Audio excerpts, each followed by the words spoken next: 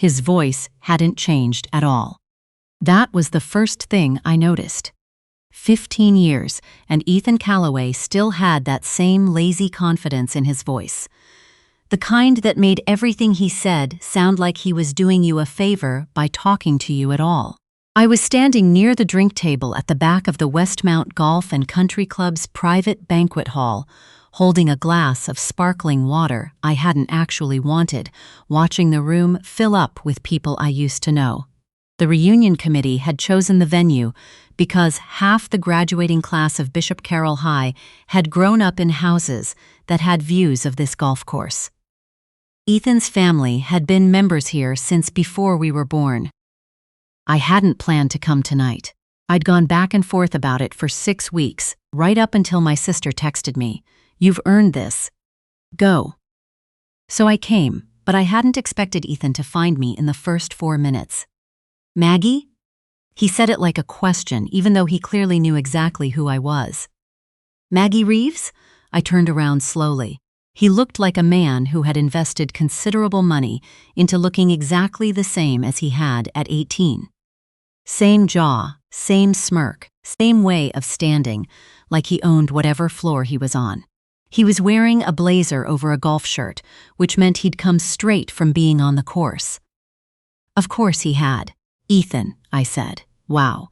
He looked me up and down in that particular way he had, not leering, just assessing, like I was a property he used to hold and was now idly pricing. "You look good. I heard you moved out west?" "Victoria," I said. "I moved to Victoria." Right. He nodded slowly, the way people do when they want you to know they hadn't thought about you enough to remember. "What are you doing out there?" "Still in." "What was it?" "Environmental something." "Environmental law," I said. "I'm a partner at a firm in Victoria." "A partner." He repeated it with a slight tilt of his head like he was recalculating something. Then he smiled. "Good for you. That's good. Though I have to say, all that work, all that way out west, and you're here alone?" He said it lightly, casually, like it was an innocent observation. It wasn't. I know that now the way I know a lot of things I didn't know at 22, standing in a different room in a different city, trying to understand why someone I had loved was telling me, very calmly, that he needed more space than our relationship allowed, that we wanted different things. That he thought I was great, really, but that his path was here in Montreal and mine seemed to be somewhere else.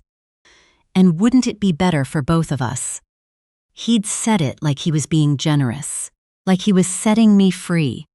And I had believed him for a while. I need to go back a little, because this story doesn't make sense without the before part. The part where I was 22 and desperately in love and absolutely certain that I had found the person I was going to build my life around. Ethan and I had started dating in our last year of high school. He was popular and confident and funny, in the sharp, slightly cruel way that reads as sophistication when you're 17. I was the girl who got good grades and volunteered at the animal shelter on weekends and had not yet understood that being smart and being confident are two completely different muscles. I thought he chose me because he saw something in me. I understand now that he chose me because I thought that. We stayed together through the beginning of university, me at McGill studying law, him at Concordia studying business. His family had money, real money. The kind that's been sitting in the same accounts for 3 generations and has opinions about what you do with it. His father had a commercial real estate company. The plan, from the time Ethan was about 12 years old, was that he would join it. For 4 years we were good together. Or good enough. I worked harder than anyone I knew. I had a summer internship at an environmental law clinic in Ottawa the year I was 20, and when I came back I was different in some way I couldn't fully name, more certain of what I wanted, more clear about the kind of work I needed to be doing. I remember telling Ethan about a case involving contaminated Otreed water near a First Nations community in Northern Ontario, and he'd listened politely for about 30 seconds before redirecting the conversation to his father's plans to develop a property near Tremblant. I had filed that moment away somewhere and not looked at it again. When he ended things at 22, I was devastated in the specific, consuming way you can only be the first time your heart breaks before you have any context for how survivable it is. I sat on the floor of my apartment in NDG for what felt like a very long time. I called my sister Tara and cried until I had nothing left. I went to class the next morning because I didn't know what else to do. And then, slowly, I did what I'd always done. I worked. I threw myself into my final year, and then into articling, and then into the kind of focused, relentless building of a career that happens when you stop spending energy on someone who was always taking more than he gave. I articled at a mid-size firm in Toronto, got recruited by a boutique environmental practice in Victoria, and moved to the island in March of the year I turned 26 with 2 suitcases and a job offer and an absolute willingness to start over somewhere beautiful. Victoria suited me. The island suited me. The work suited me in the particular way that work does when you care about what you're doing at the cellular level, not just because you're good at it. I worked on water rights cases and old-growth logging injunctions and a class action involving industrial runoff that took 4 years and became the kind of file that gets written about in law journals. I made partner at 31. And somewhere in the middle of all that, I met James. I didn't meet James at a bar or through an app or at a dinner party, like people seem to think they're supposed to meet people. I met him at a community information session about a proposed pipeline route in the Cowichan Valley. He was sitting in the second row with a binder full of notes and a thermos of coffee and an expression of extremely focused attention. He was a civil engineer who had left a large infrastructure firm because, as he explained it to me later that night over pho, he had gotten tired of building things that he couldn't justify to himself at night. He was now working independently, doing consultation work for environmental assessments and Indigenous land stewardship projects. I thought, this is someone who changed direction when it mattered. We talked until the restaurant closed. We talked in the parking lot for another 40 minutes. He drove me home, and when he said goodnight, he shook my hand, which I found hilarious, and also, somehow, the most reassuring thing that had happened in years. We got married 3 years later in a small ceremony at a vineyard on the Saanich Peninsula. My sister cried the whole way through. James's mother cried too, and she's a woman who I genuinely believe has never cried at anything that wasn't a Leafs playoff game. Our daughter Nadia was born 14 months after that. She was 4 years old when we came to Montreal for this reunion. Ethan was still looking at me with that pleasant, slightly pitying expression. "I'm not here alone," I said. "Oh?" He glanced around the room. "Nadia had to use the bathroom," I said, and James went with her. Something shifted very slightly in his expression. The name had landed. "James," he repeated. "My husband." I took a small sip of my water. We came together. Nadia wanted to see the old neighborhood before we flew back. We're staying at my parents' place in Côte d'Ivoire for the week. "You have a kid." He said it with the same tone people use when they're recalculating something they thought they'd already figured out. 4 years old, I said. She's currently negotiating with her father about whether she gets to have a second dessert at some point tonight. It's an ongoing debate. I watched Ethan process this. I watched him decide how to respond to it. "That's great, Maggie. Really." He nodded, that same slow nod. "Although, I have to ask, you left here, went all the way out to the West Coast, married some engineer." He said it the way you'd say some electrician. "And you're still the one who came back tonight. He's not from here, right? So you're showing him around. You're the one explaining who everyone is. I don't know. Doesn't that feel a little backwards? Like you worked this hard to leave, and here you are." He was smiling when he said it. He always smiled when he said things like that. It was the thing that had taken me the longest to understand about him, that the smile was load-bearing. I was about to respond when I heard the sneakers. Nadia runs everywhere. Not sometimes, not when she's excited. Everywhere. Always. James has described it as living with a small person who has decided that walking is a personal insult. She runs to the breakfast table. She runs to the car. She runs toward anything she recognizes. She ran toward me now, from across the banquet hall, her clip-on bow tie. She'd insisted on a bow tie with her dress, and we had not seen the point of arguing. Slightly askew from the bathroom trip. "Mama!" She reached me and grabbed my hand and then immediately looked up at the man standing next to me with the frank, unfiltered curiosity of a 4-year-old. "Who's that?" "This is someone Mama went to school with," I said.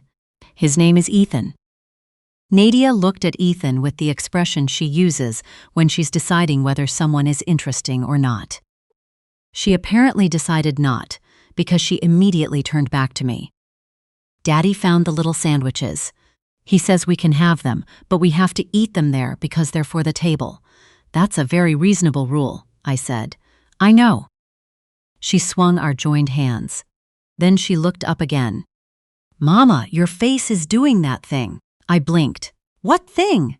"That thing." She gestured vaguely at my face. "Like when someone says something silly and you're trying to be nice about it. Like when Grandpa explained Wi-Fi and he got it wrong but you didn't say anything." There was a pause. Behind me, I heard someone nearby exhale a suppressed laugh. Ethan was no longer smiling. "She's, he started. "She's very perceptive," I said. "Yes, she is." I felt James before I heard him. Not in any mystical sense, just in the way you get attuned to someone's presence in a room after enough years. He'd come up behind me quietly, one hand resting briefly on my lower back, and he was looking at Ethan with the calm, unhurried expression of a man who has spent years doing environmental impact assessments and therefore has a very high tolerance for sitting across from people who are not happy to see him. "Hi," he said to Ethan, simply, not warmly, not coldly, just hi. Ethan looked at James for a moment, at the breadth of his shoulders, at the relaxed set of his expression, at the absolute absence of anything he needed to prove to anyone in this room. And I watched Ethan's face do something I had never seen it do in the 4 years we were together. It went uncertain. "Hey," he said. He extended his hand. "Ethan Calloway." "James Mercer," James said, shaking it once. "Nadia, I thought we agreed no running in the hall. You said no running." "I didn't say no running." "That's a legal argument," James said, looking at me. "She comes by it honestly," I said. James's mouth pulled into a half-smile that he was pretending not to have. He looked back at Ethan with the mild, patient expression of a man who was waiting politely for a meeting to wrap up. "Were you two catching up?" "We were," Ethan said. He'd recovered some of his composure, but it was the performance of composure now, not the actual thing. "I was just saying to Maggie that it's impressive what she's accomplished. The law career, moving out west." "She's exceptional," James said, in the same tone he would use to state that the sky was blue or that property law in BC is complicated. Not a compliment, a fact. Nadia had gotten bored and was now attempting to determine whether her bow tie was detachable. Ethan looked between us for a moment. Then he said, "Well, congratulations, really. You both seem," he gestured slightly, "really happy." He said it the way people say things they haven't fully accepted yet. "We are," I said. There was a pause that lasted about 3 seconds and felt longer. "I should go find." Ethan began. "Of course," I said. "It was good to see you, Ethan." He nodded once more, and then he left. James watched him go. Then he looked at me. "Old friend? Old something," I said. He considered that for a moment. "The little sandwiches are genuinely good," he said. "Nadia's been guarding them." "I haven't been guarding them," Nadia said. "I've been watching them." "There's a difference. Also a legal argument," James said. We walked back to the table together, Nadia between us, still working on the bow tie. "Here is what I know now that I didn't know at 22. The version of yourself that someone rejects is never the whole version. It's a draft. It's the person you were in the middle of becoming, before you understood that you didn't need to shrink yourself to fit inside someone else's idea of what your life should look like." When Ethan ended things, I spent a long time asking what I had done wrong, what I was missing, whether I was too serious, too focused, too much. I did a version of what I think a lot of women do, which is to take someone else's discomfort with you and file it under self-improvement. But here's the thing I eventually learned: the discomfort was never about me. Ethan was someone who needed to be the most impressive person in the room, and I was becoming someone who was going to make that complicated. Not intentionally. Just by being myself. I had not thought about Ethan Calloway in several years before tonight. I want to be honest about that, because I think people expect these stories to end with some kind of revelation about someone who secretly carried a wound. But I hadn't. I'd moved on in the most complete sense. Not the sense of having decided to move on, but the sense of being so fully somewhere else that the old place had stopped having a claim on you. James knows the broad strokes of the story. He asked, in the early months of our relationship, about relationships before him, and I told him about Ethan the same way I'd tell him about a neighborhood I used to live in, with some fondness for the person I'd been there and no desire to go back. He'd listened, and then he'd said, "It sounds like he did you a favor." I'd thought about that for a moment. "Yeah," I said. "He really did." Later that night, after Nadia had fallen asleep in the back seat of the rental car on the drive back to my parents' house, James reached over and found my hand in the dark. "Good night," he said. "Good night," I said. We drove through Côte de Neige in the easy quiet we've built over years, the kind that doesn't need filling. Outside, Montreal was lit up the way it always is in summer, warm and golden and a little chaotic. The city that raised me, doing what it's always done, going on without asking permission. I thought about Ethan's face when James appeared at my shoulder. The recalculation happening behind his eyes.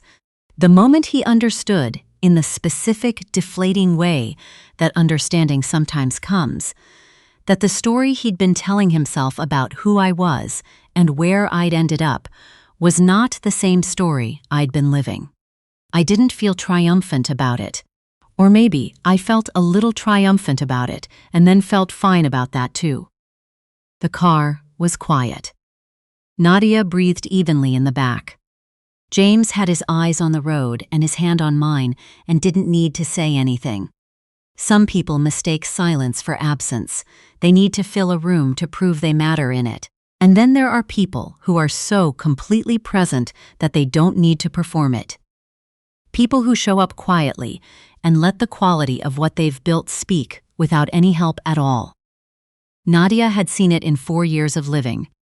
A bow tie and a frank expression and 11 words. Your face is doing that thing, like when someone says something silly. The man in the blazer hadn't needed her to explain it. He already knew.